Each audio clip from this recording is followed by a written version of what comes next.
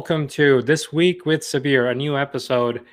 Before we get started, I do want to recognize our sponsor. They have been part of our journey from literally from day zero when we concepted this show. So Restream.io is what we use to multicast our show across across multiple platforms: YouTube, Facebook, Twitter, and they do support our RTMP streams across many different platforms. Wherever you're consuming this content, please look for a special offer link for This Week with Sabir audience, fans that they have given us. They've been a fabulous partner for us. Please check them out, restream.io, but look for the special link and click on it. And this week, in the hot seat is Kyle Mauch. He's founder of Athletes Brand. He's the EVP of Turn to Equity Partners and chairman of Campfire. There's a lot of things I said in there. I'm going to ask Kyle to actually unpack it after I'm done telling you about him. He's the host of the Success podcast, so you should definitely check that out. It's available everywhere on all the podcasting platforms. He is a former baseball player and a leading expert in brand storytelling that focus on professional athletes. So if you are a professional athlete, or if you have anyone in your life that's a professional athlete, or you represent professional athletes, Kyle is your man. You gotta definitely reach out to this guy. And here's his accolade and his track record: 1,500 pro athletes. And he has helped them with personal branding and e-commerce. So that's a pretty impressive track record and a specific specialty there in e-commerce that we would definitely tackle in depth as we talk about it. And he has been definitely a brand and marketing advisor for Fortune 500 companies, executives, and entertainers. And he's been involved in TV and also as a film producer. So there's a lot about him. What I would recommend is definitely check him out on the web, kylemauch.com. I'm going to keep that up there. Kyle's last name is as long and confusing as my name, so I'm going to keep that on there so that you guys can definitely visit him. And welcome to the show, Kyle. Awesome. I appreciate you having me on. So tell me about tell all of us about Athletes Brand, Turn to Equity Partners, and Campfire. And there's other things that you're involved in also. So in the way of kind of intro, so that people get to know you a bit more before we dive into sports and e-commerce, if you could just kind of establish yourself and people to get to know you. Yeah, let me break down the companies. Started Athletes Brand when I was in college. That was something that was basically selling t-shirts through a website called screens.com where it was free to do. And that evolved since 2010, over the last 10 years, into being a shirt for a cause company and brand representation as far as management of players, brands, building their websites, e-commerce, all that sort of stuff for them over the years. I just took on a role in August of Executive VP of Turn to Equity Partners. That's a group that is Dusty Baker, who's the manager of the Astros, is one of the lead partners. Jarrett Sims and Peter Stein, Din Man, who is VP of Baseball Advanced Media. They sold to Disney, the biggest sports acquisition of all time. I believe it's $3 billion, almost $4 billion. He's helping lead our entertainment division. So this portfolio basically is three different areas: one of sports performance, one of commerce and entertainment, and then one is a streaming network. All of it we plan to unroll over 2021. Investors like Jason Hayward of Chicago Cubs and other players involved. And then Campfire is an annual mastermind. We select 20 to 30 people every year, go in a crazy location somewhere in the world, obviously not in COVID 2020. It's a state of mind right now. It's all about Zoom. It is. Yep. But it's a pretty powerful 4-day retreat where executives and athletes and entertainers kind of come together to really push their discomfort zones by doing different type of group events, bucket list type things, and then having really powerful conversations at night around how we can leverage our platforms and businesses to make a difference for one big chosen cause that we pick as a group throughout that weekend. And so those are kind of the quick summary. Very cool. Actually, early on, I had in one of the episodes, I had I'm a huge wrestling fan, all my life, and I'm not ashamed of it. I love wrestling and wrestling entertainment, not Olympic wrestling or UFC for that matter. I just like WWE, the NWA, stuff like that. So we had Nick Aldis on the show, who's the world heavyweight champion at NWA wrestling, which had amazing talent like Ric Flair and Dusty Rhodes and these guys come out of it, and one of the things that we talked about is, well, the challenge of, because we were talking about wrestling and we were talking about entertainers, where one of the things that every professional athlete has to think about, and just as an insurance policy to begin with, is whatever I'm doing, it's possible it could end tomorrow. Like literally it could end. What do I do from that? Whether it's personal branding, e-commerce. So we actually, with him, we tackled that topic from an entertainment perspective and athlete as far as wrestling goes and stuff like that. And then and the meeting, the interview went really well from that perspective. I want to dig into this side of it, which from being a professional athlete, whether you are a football player or a baseball player in your case, right? When you tackle that, it's a so where do you start that conversation? And more importantly, actually, before I even jump into that, you just dropped a lot of names. So how do you know all these celebrities? Yeah, so I grew up in a town called Klamath Falls, Oregon, Southern Oregon, small town. And my dad played minor league baseball, ended up starting a equipment rental company that he's still running today. Mom started a party store. She was an entrepreneur. So they were self-made people that came from nothing. And my dad and my parents kind of raised me to be the same, that whatever we created, as far as me and my brother goes, and my brothers go, is we're going to create our own path, sort of thing. So I didn't start with connections or with people from my childhood or anything like that I knew that one door opened another. Instead, it was going to college. I started reaching out to people on Twitter and whatnot. Gary Vee was one of the guys who, in Crush It, had mentioned that if you email him, he'll respond to every email. I emailed him, he responded. So those little things started giving a kid that had no confidence growing up. I was very confident in sports when it came to school and people and relationships and friends and girls and all that sort of stuff. I didn't have any confidence until college, when I started to push those boundaries. But it was that one little kind of push from seeing that Gary Vee would respond to then connecting with another guy called Lewis Howes, which at that time he had a business called Sports Networker, where it was just teaching people how to get into the sports industry. And I'd reached out to him when he said that your big thing that you have to do to get into sports is it's about who you know, and it's about the connections and the network that you have to get in and get an opportunity with the team. And you have to go to these events. And he said, if you've got $500 and it costs $500 to fly out to LA to an event, do it. He goes, it's worth it, sort of thing. And my response to him, I emailed him and said, hey, Lewis, I'm playing college baseball right now. I don't have $500. I don't have time. I can't just go leave and go to an event unless it's here in Shreveport, Louisiana. And which the sports industry wasn't a big industry in Shreveport, Louisiana. And so his response to that was, he goes, well, start your own. And I said, well, I'm a college kid. Why would anybody want to come that I want to connect with? And he goes, well, they don't need to know that. He goes, just start it and see who comes.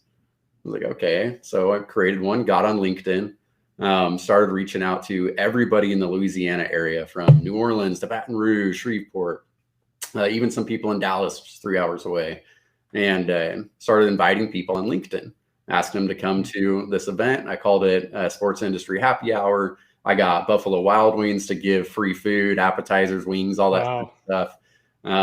Got about 50, 60 RSVPs, if I remember right. It's been a while now. And then the event happens and 3 people showed up. And so I've got this huge table with all these wings and stuff out. So I told Buffalo Wild Wings, like, we need 50, like food for 50 people and all this. And 3 people show up. going through, I end up apologizing to one of the guys, and while we're talking, and I just say, hey, like, sorry that there wasn't more people here. I thought there's going to be more people, and I'm sorry if this is like a waste of your time. And it's about a half hour into it. He goes, man, don't worry about it. He goes, you got to think about who's here. He was the people that are here, and he was a sports agent in the area. He discovered Miranda Lambert, the country singer, and he was a pretty big deal down there. And you just needed him, one person. Yeah, not even three. Exactly, and that's what he said. He goes, look at these people here. You've got the sports editor for the Shreveport Times. He goes, I've never met him. He's awesome. I forget who the other person was now. And there's another person. He said that person's value. I think it was like an AD or assistant AD at Louisiana Shreveport, or LSUS, Louisiana State Shreveport. And he goes, it's the quality of the people that are here. He goes, I want to do this again. He goes, do it again. He goes, I don't care how many people come. So that gave me, from being just in this like embarrassed moment where all these people, I thought they had huge expectations and I let them down, sort of thing. But it turned to, wow, like, you're right. These are people that I'm honored to be connected with now. So I did the next one, and that grew bigger, and it's still the same thing, quality, and that grew bigger. But that opened up this door of creating these events in Shreveport. And then when I got out of college, doing them in Los Angeles, and started having people that were Olympic gold medalists and NFL Pro Bowlers and whatnot showing up.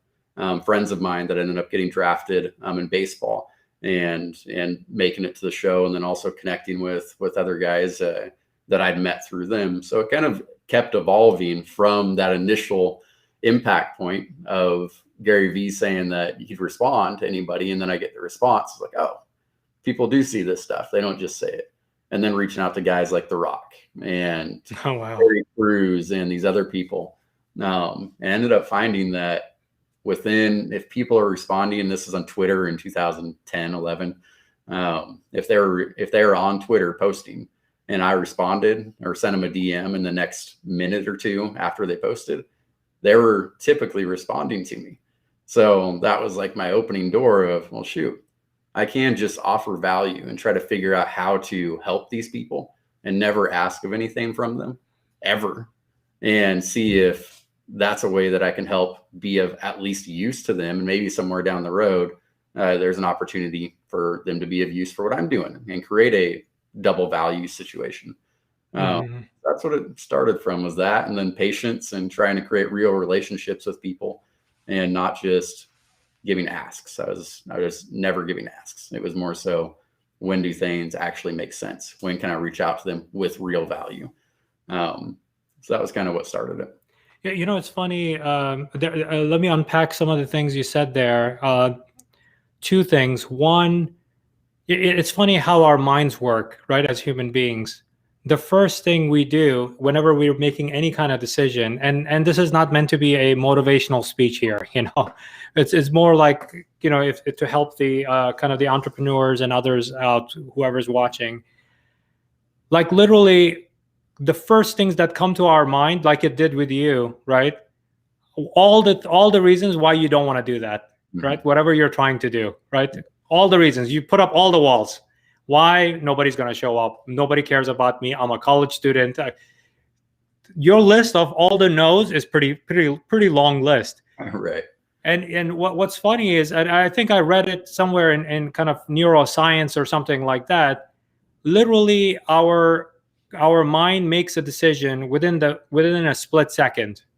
In the first split second, like, as soon as your mind says you want to do something, your mind says, no, don't do it, because defensive, very defensive. Like, don't do it. All of these reasons.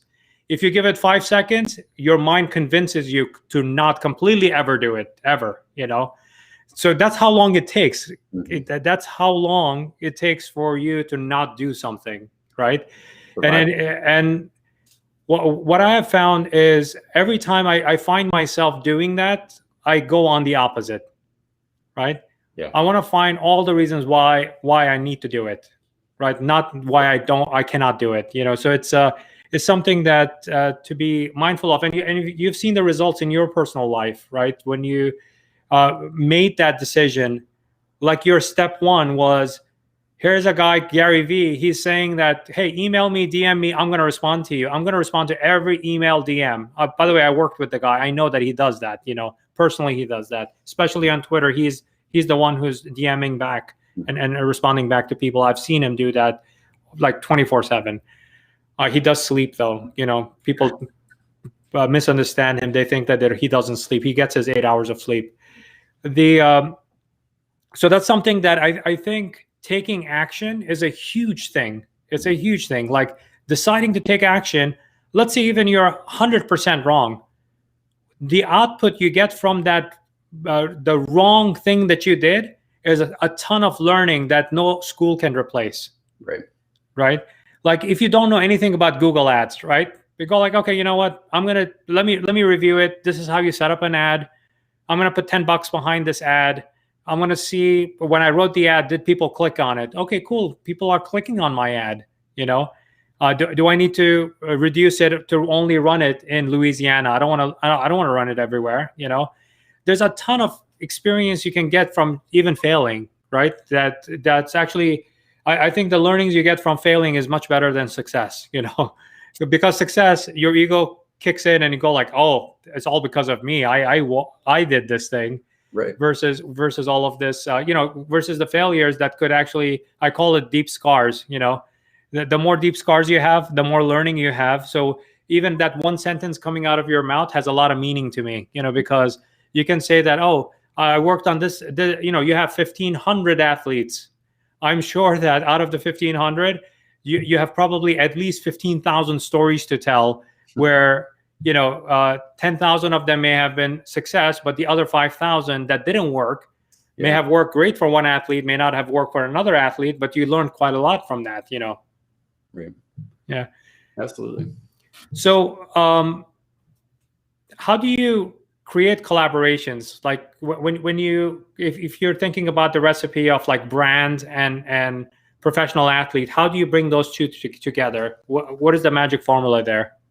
Yeah, so my goal, and I kind of discovered it by accident after helping players try to find their cause. So that's where we started with Athletes Brand as the big value add for players, was not just doing a t-shirt with them and designing a shirt and giving it to a cause, but after a few big failures and campaigns, I realized that just because an athlete's tied with a cause doesn't mean that the campaign's going to be successful. And what I saw as far as the consistency went was whenever a player actually had a real relationship with the cause, meaning that they suffer from something that the cause is trying to help beat, or a family member, there had to be some kind of personal connection with them. The more personally connected they were, the more it connected with the consumer and the more involved that the player was. So there's more longevity to it. So it changed basically into, how can I find the right cause for the player, one that they can actually be passionate about and excited about. So I started having conversations with guys, and they would be Zoom calls or Skype, I guess at that time, and phone calls and whatnot, where it was just trying to get to know them. It was, what was their past? What were things they'd experienced throughout their life? Because not every athlete would come and say, hey, like, I know this is the exact foundation I want to do. I want to do it for bullying or something like that. Typically, it was an athlete coming and saying, hey, I want to do something for a cause.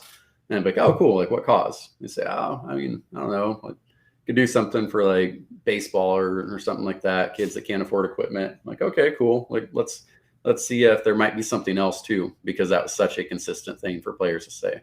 So then it was, okay, well, what were some life experiences? So what I would ask a guy, and ended up turning into my formula, was, can you tell me 5 experiences that just might be tough experiences? The first ones that come to mind, all the way from your very first memory that you can think of as a kid to today. What are just 5 tough memories? Now, I wouldn't say bad, I wouldn't say sad or anything like that, because it starts to change in their mind what is constituted as bad or sad. And then it would create a conversation around that. So they might say some things from like dropping ice cream on their shoes when they're at a carnival when they're 9 years old and they thought dad was mad at them or something like that, all the way to losing a friend in a drive-by shooting. Oh, wow. And so it could be some really dark stuff and some really light stuff. And every player, I started to realize, had very, very different stories, just like people. It's what athletes are. And so it go from that to, okay, now what are some like good memories, like all the way to the earliest that you can remember, 5 of them to today. And those ones were easier to say.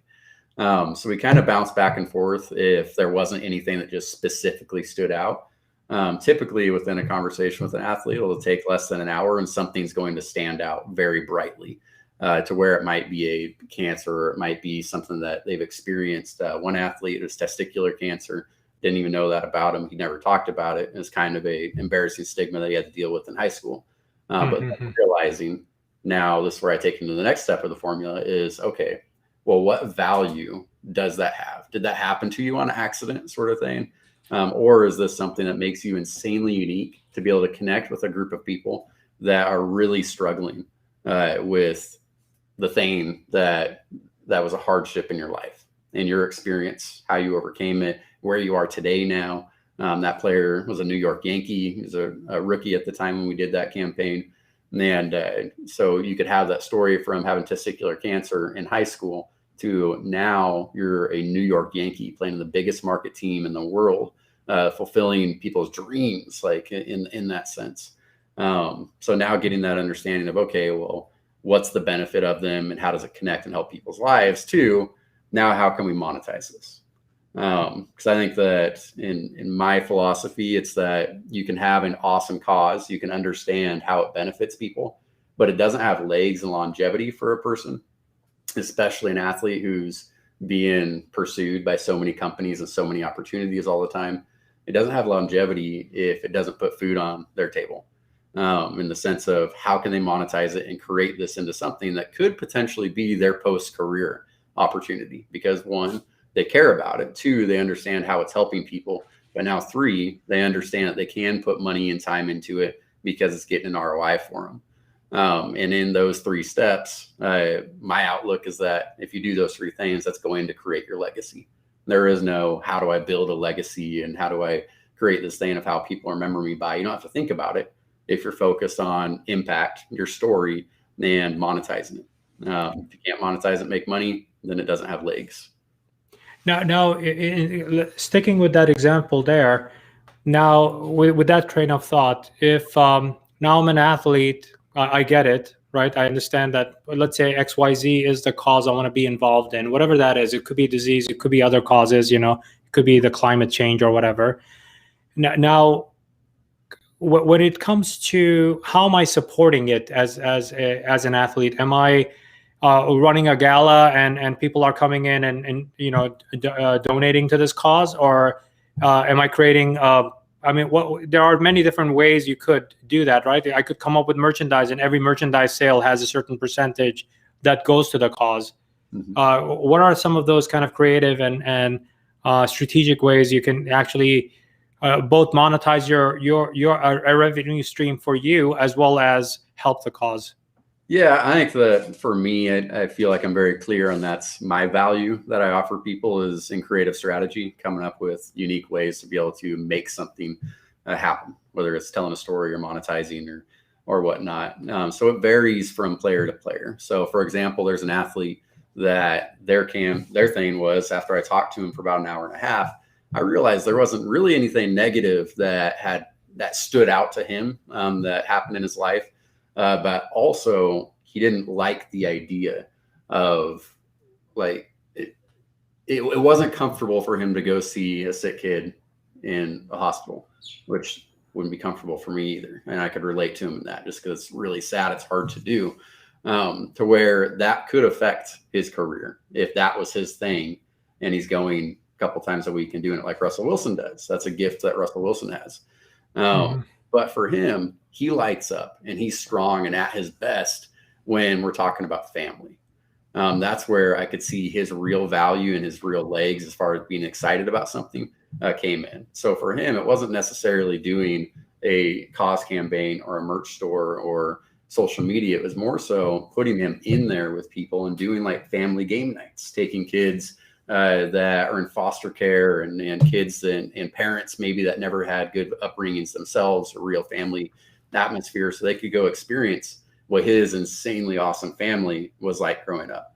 And that was something that lit him up. And that could be turned into a business because it could be turned into a foundation. So doing a lot of good while also being able to have his spouse be able to make money and run it while he's playing, and then segue this into his post-career focus. So it was doing events where there's other people, which it's more so they've got brand recognition. They've got a cause that can be like testicular cancer or like Crohn's and colitis that can really reach a national platform just based on awareness alone and make a massive impact. And those turn into merch stores and foundations, creating content like videos and whatnot, and really taking a focus into their social media. So those are kind of the different ways, I guess, that you can look at it with athletes, is there is no one size fits all for people in general, in my opinion. I don't think that everybody should have a clothing line. I think that everybody could if they did it right, but I don't think everybody should. And especially if everybody is doing it, then what makes it so unique? I mean, then you're depending, I guess, so much on your brand, on your personal brand.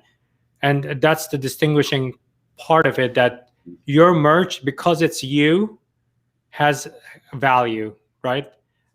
If everybody else is doing it too, you know? Right. Yeah. When should I, as an athlete, when do you recommend for athletes to start thinking about what does like post-retirement look like, and when should they start thinking about getting and setting up these businesses? Because if they are at the height of their career or start of their career, they're so focused on their game, right? Whatever sports that they're playing, that they may not even be thinking about the future. You know what, I'm going to do this for 10 years or 7 years or 15 years, and then that's what next, because they're at the very beginning of it, or in the first 3 years of it, and they're really hot, I've noticed this shift start to happen in sports with athletes just over the last 3 years, to where younger athletes are being very more aware to off-field opportunity and very more aware to leveraging their platform now to make money then, down the road.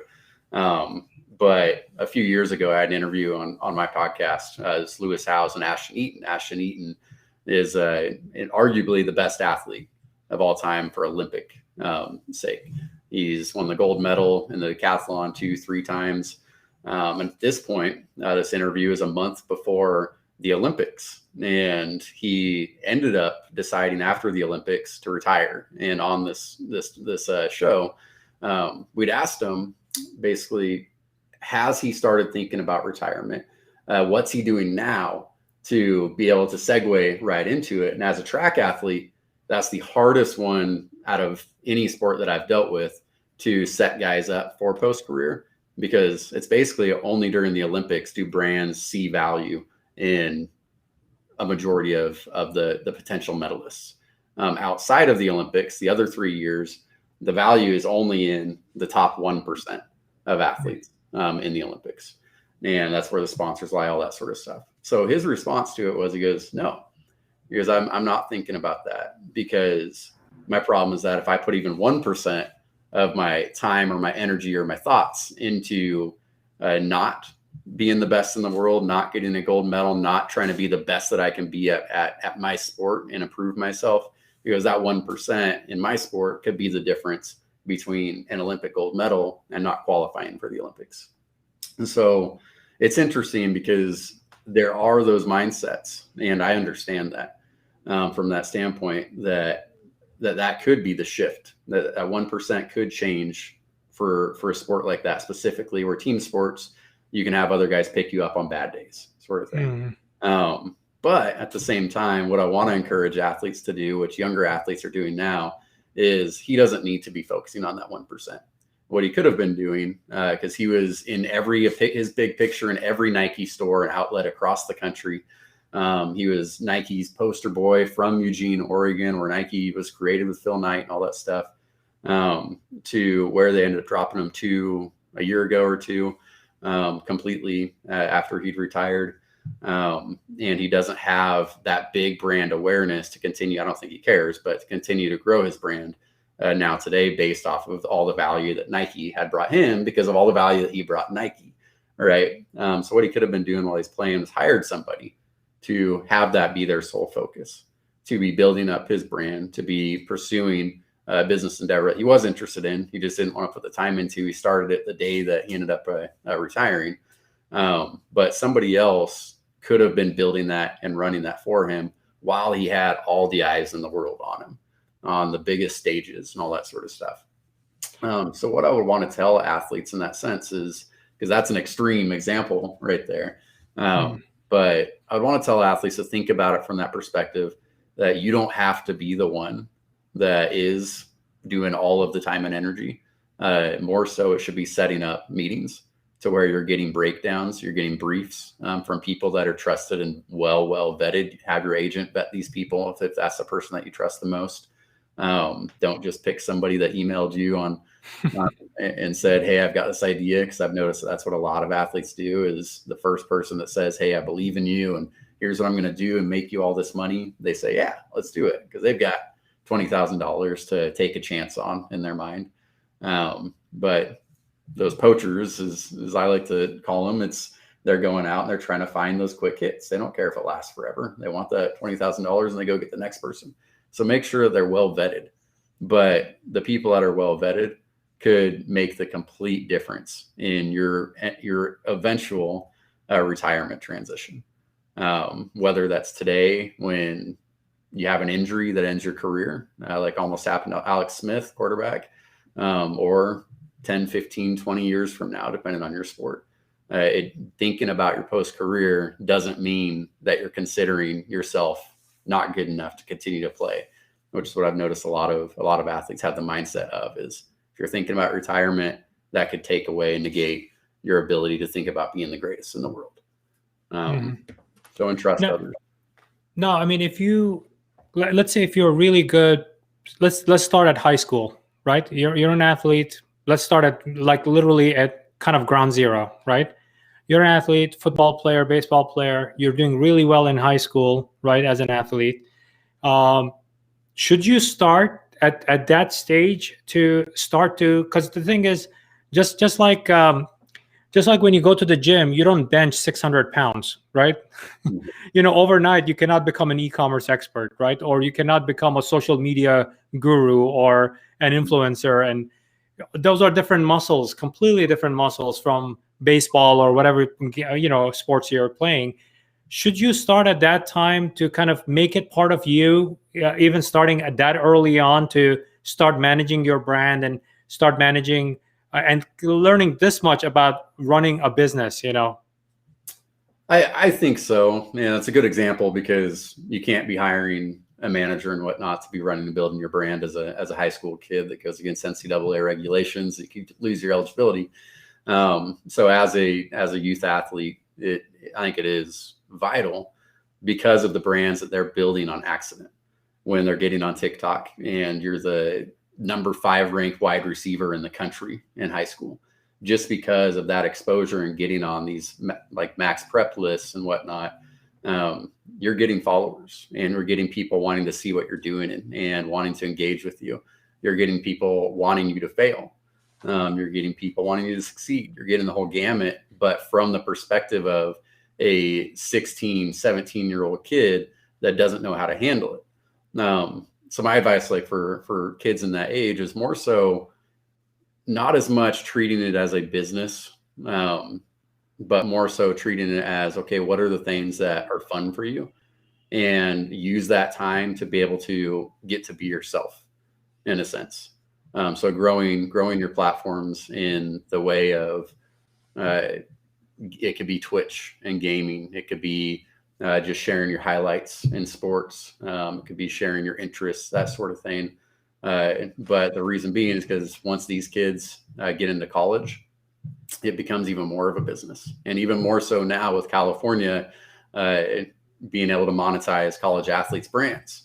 So now kids can actually make money from being a college athlete in California starting next year, which has never been done before. Wow. It could go out through the rest of the NCAA. We'll see.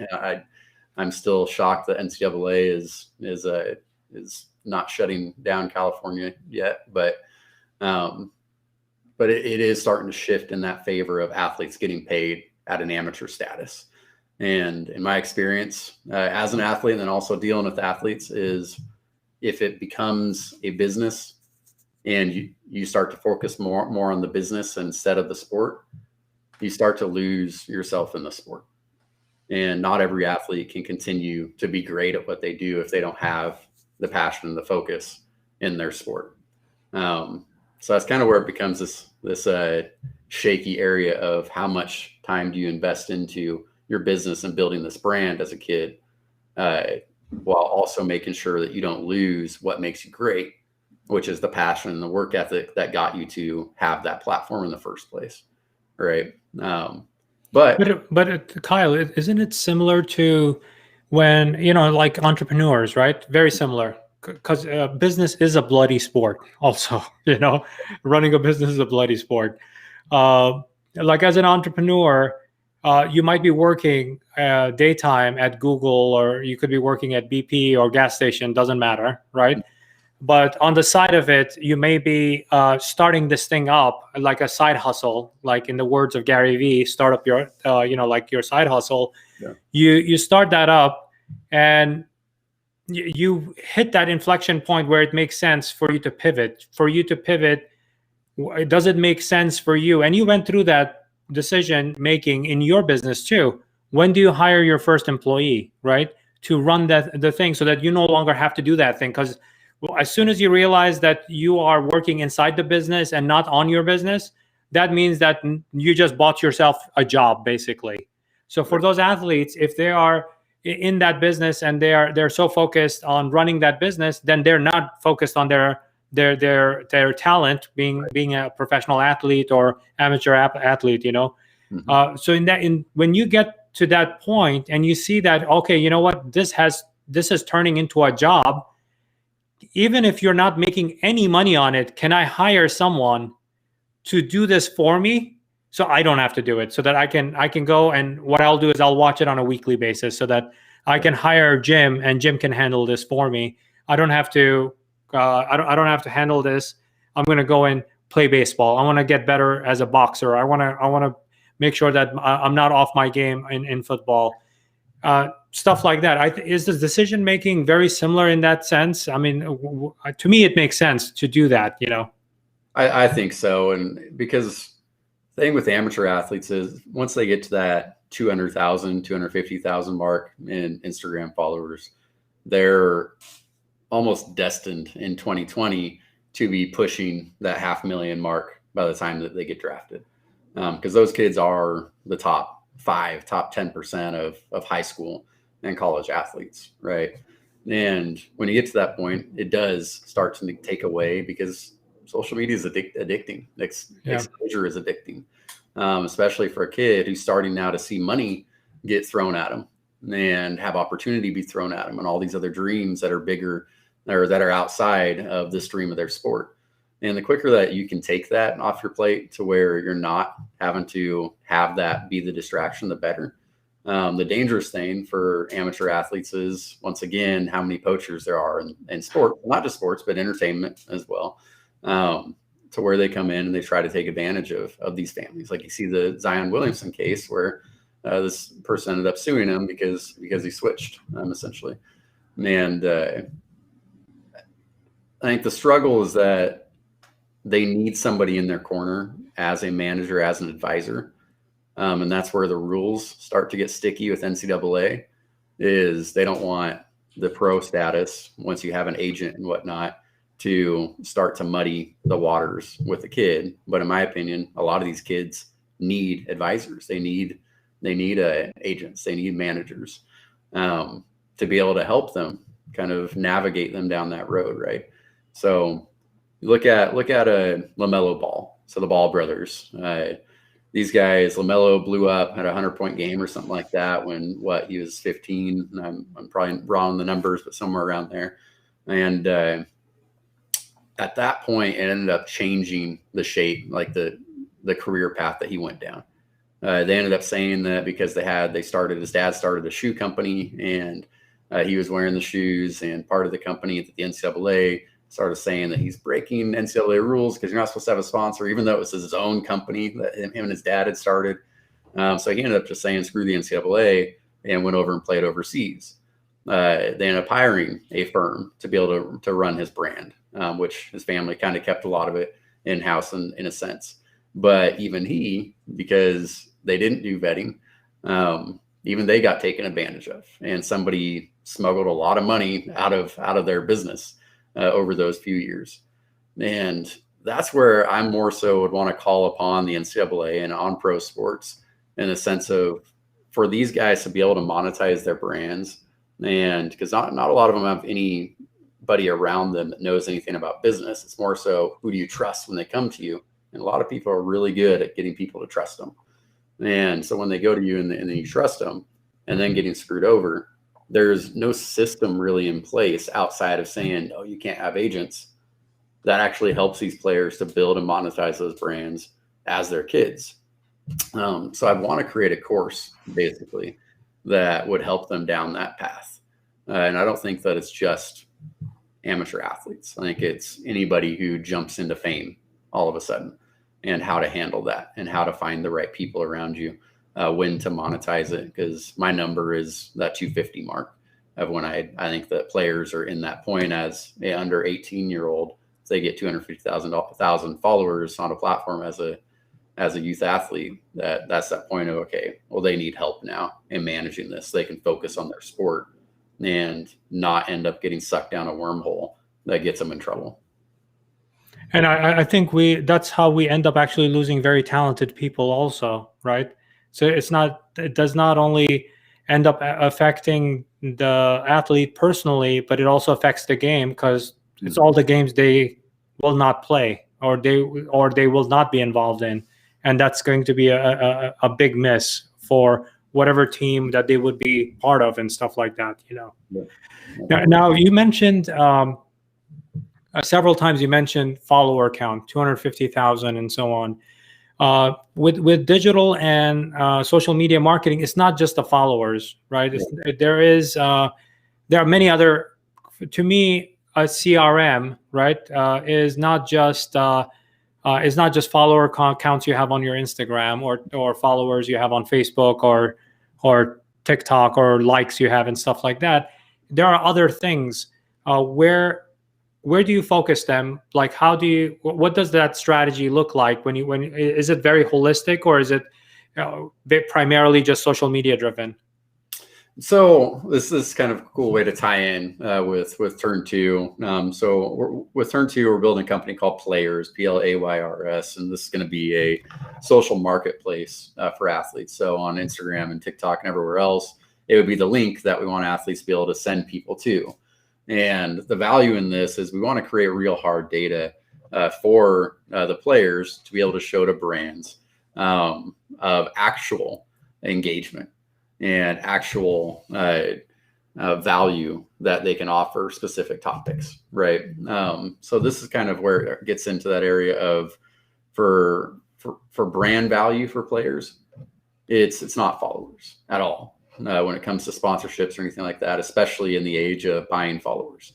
It's more so in the spectrum of, okay, how does the audience that you have actually relate to potential brands? What interests, what similar interests do they have to potential brands? What's your story that connects with potential brands? And now what engagement rates and comments and clicks on links and all that sort of stuff goes, can you actually provide to the brands? And athletes to this point, nobody's ever shared with them that data for use.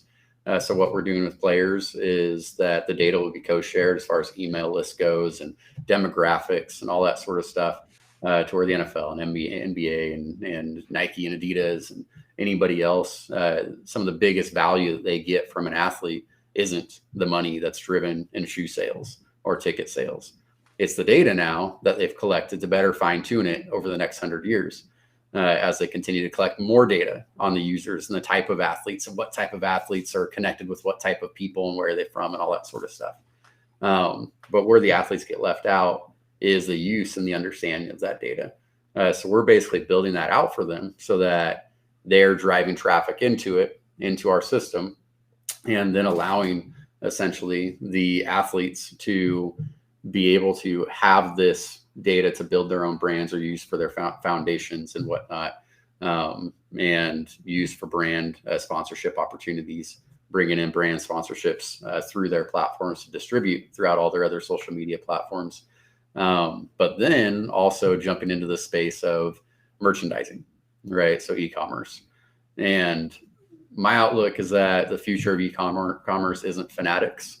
The future of e-commerce is individual player stores, is that players will be monetizing their own brands. And in 2020, it's more important for athletes to understand that now than it ever has been. When unions and whatnot were created to be able to help the players make sure they weren't getting taken advantage of by street vendors selling Reggie Jackson shirts in the 70s, and him not getting a cut. Now it's become a era of sports and entertainment and monetization, to where an athlete can jump on Shopify and create their own merchandise store for essentially a couple $100 if you take into hosting and that sort of stuff, and have something up. They could be updating it through a platform like Printful and having print on demand products.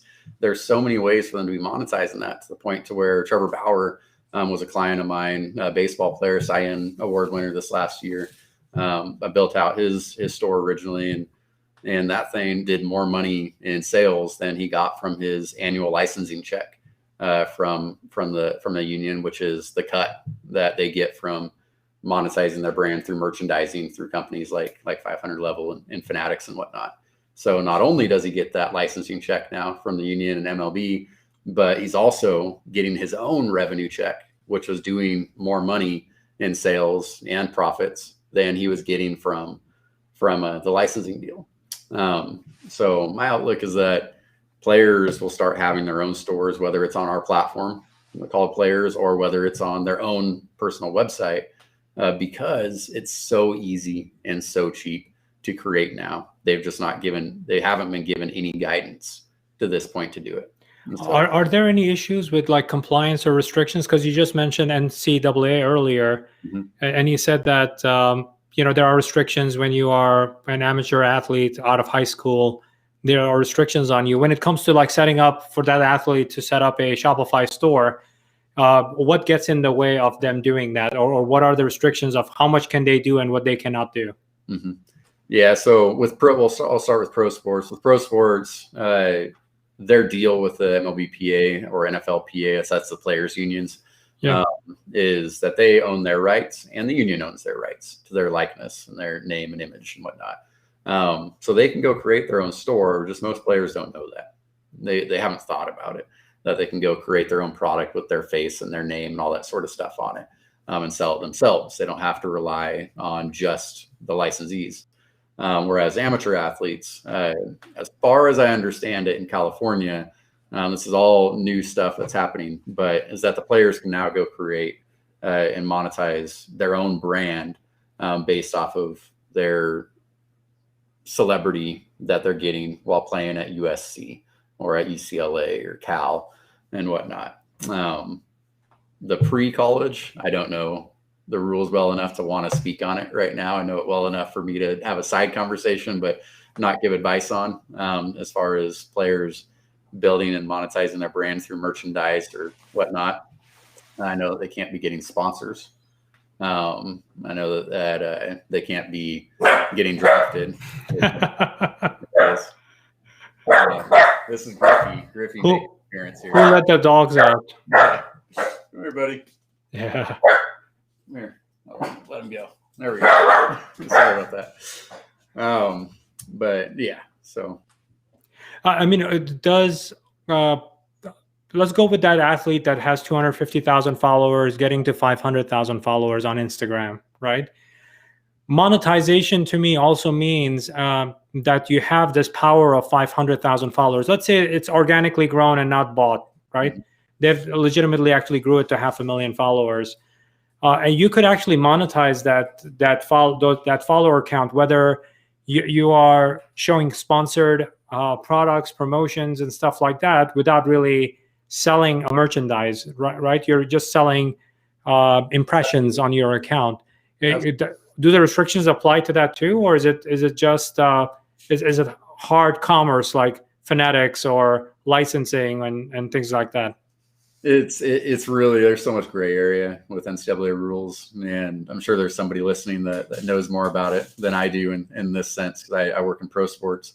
But with college kids, it's my understanding is that they could create their own merchandise lines and whatnot, as long as they weren't profiting off of their name and image from their sport. And I'd like somebody to correct me if I'm wrong that's listening.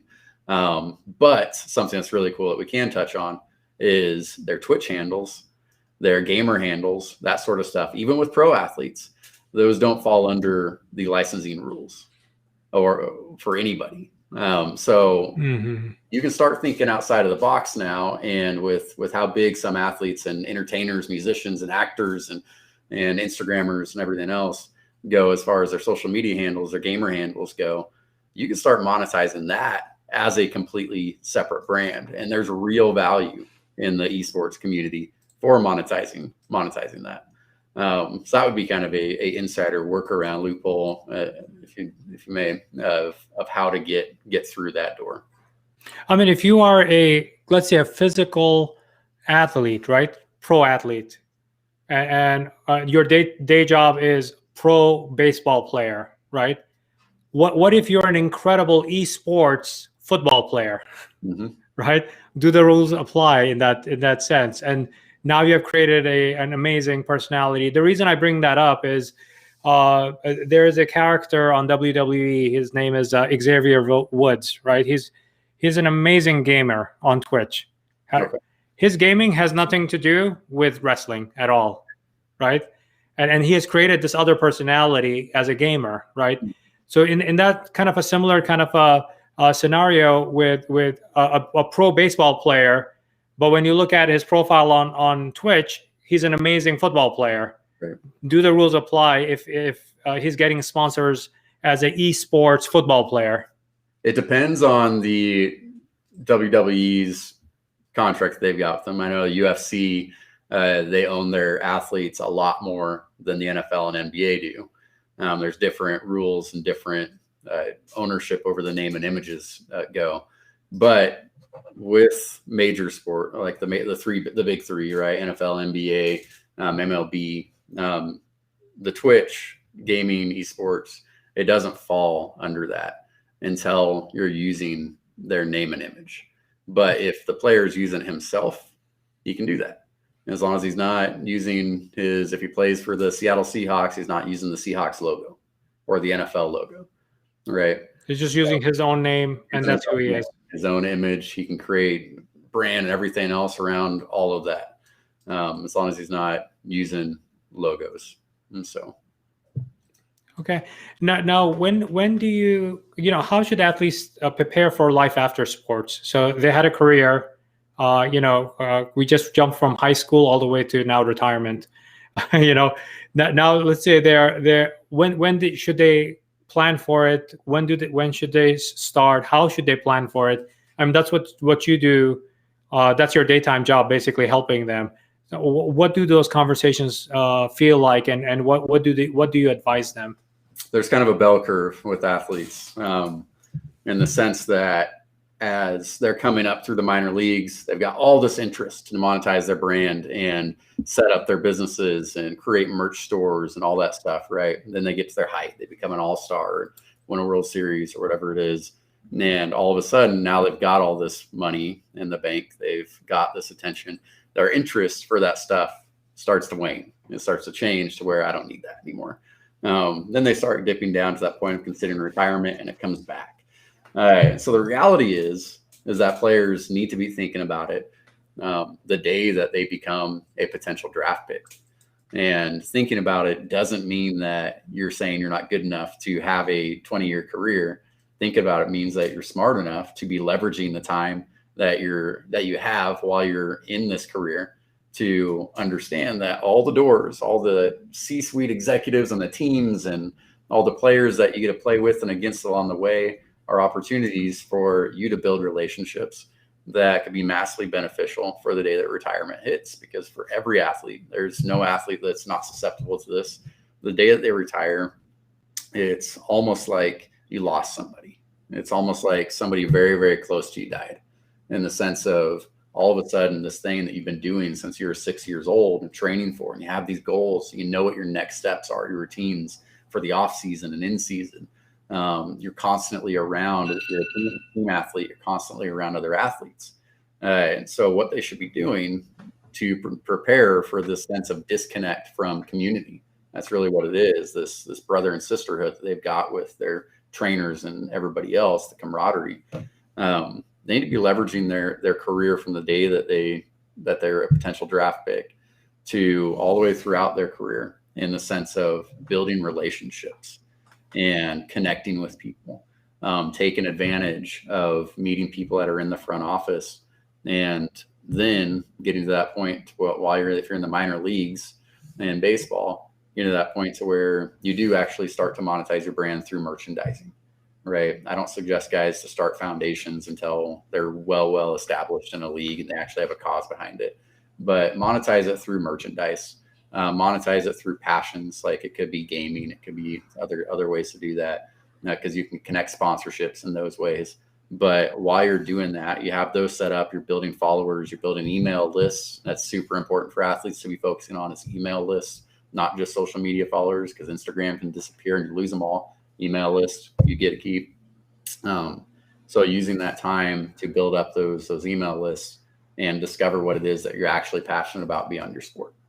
Something that you actually care about, that could actually be fun, and get those avenues going, so that when you have that thing that you're actually passionate about, excited about, you've got an email list, you've got a foundation, you've got people used to buying your products and not just solely used to seeing you in your sport. Or collect those, even if you don't know what you don't want to do. So given all of the value you have delivered during this interview, what is your number one must have that you ask every pro athlete, amateur athlete to follow? What is your number one recommendation? As far as what would be an example? As far as managing their career, and whether it's post or pre, thinking about e-commerce. I mean, e-commerce is a good, easy way to do it. And social and digital, you have more control over it versus others. What is your number one recommendation for whoever's watching this? If they're a pro athlete, if they're watching it, what advice would you give them? I mean, I did put, you don't have to say it. You should definitely talk to Kyle. That's his website. That's number one. Besides that, what's the other one? I can't stress it enough, because it's the biggest issue when it comes to business with athletes, is vet the people that are in your business sphere. Vet them. Make sure that you talk to your agent, talk to other people before you give money to people, because there's so many marketing people and e-commerce experts and all these other things contacting guys through DMs on Instagram and whatnot, telling them these guarantees, and then charge them $10,000 for a website that could have been done in 1997. And that's not a joke. It's not an exaggeration. I just saw this done not even a month ago by a former client. And it's constantly happening. So vet the people that are doing the business. And what I mean by vet it is see the results, not just if they're likable people and whatnot, but have them show you proof of what types of returns that they've done. See the numbers. Make sure that when you Google them, you're actually able to find stuff about them. That the website that they're expressing is reflective of what you would want your brand to look like or have the capabilities to be. So make sure that you do your research. Don't just say yes because somebody believed in you and sweet talked their way in. Because that's my biggest pet peeve in sports, is how many people take advantage of athletes just because athletes can give, not all athletes, a very small percentage can give $10,000 to $20,000 and not feel like it took a hit on them. They can take that risk, and so vet them. And that person that's doing that to them might be just cheating them out. If they hit 10 athletes, that means $200,000 they just stole, basically. Well, with not much skill set. I can say it from this perspective too, that I can tell when somebody doesn't know what they're doing when working with an athlete, when they launch a brand with an athlete and the guy is not an NBA All-Star or an MLB All-Star or whatnot, and they're creating a logo around them. And the reason why I say that is because logos, unless you're LeBron James or Dwayne Wade or these other top tier percentage of athletes, logo stores creating a clothing brand around their logo and their name, it doesn't sell. and players want it. I get it. You want to be Michael Jordan. You want to be all these other things that you looked up to and idolized as a kid. I idolized Ken Griffey Jr. You had Swing Man logo, all that sort of stuff.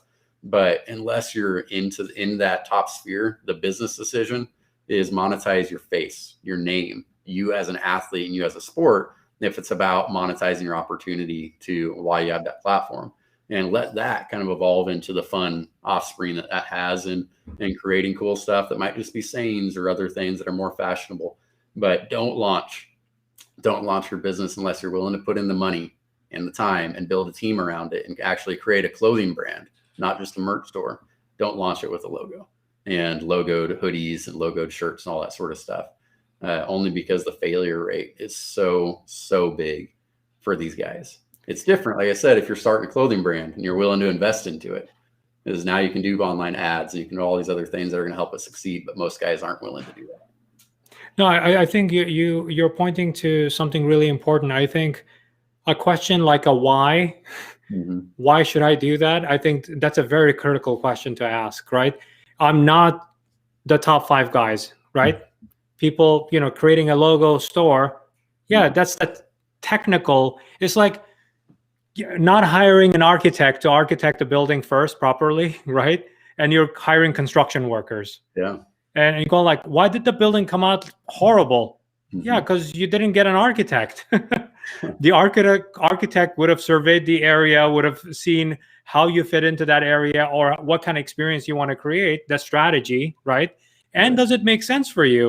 You just went out and hired a bunch of construction guys and said, go and build a building for me. You're not going to get any results from it just because that's what everybody else is doing. You think that it's going to work for you. It may not, or it definitely, to your point, it definitely will not, So don't even waste your 10, 20K, which you think is a minimal drop in the bucket. You're losing that money because you're not going about it the right way. That 10, 20K could have been spent in a better way. Absolutely. Could have been spent on ads. And I like to throw in too that I'm not just trying to pitch myself here. Like, go hire somebody like Jacqueline Dahl. Like, she's awesome. She's Patrick Mahomes' brand marketing person, and there's so many great people in the industry that you can have run this stuff. It could be me. I'd be more than happy to. There's so many great people like Jacqueline that you could reach out Definitely to. You, Kyle. Everyone, whoever's watching, you need to check him out. Definitely.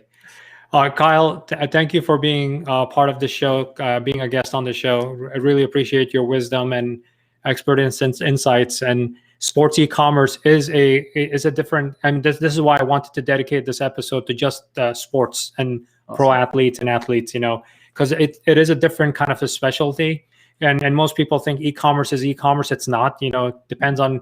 Fashion e-commerce is very different than sports e-commerce than it is selling comic books. It's different, Right. It's not like you go and talk and say that, hey, I want a doctor. What kind of doctor? Is it a foot doctor or a heart doctor? Completely a different specialty.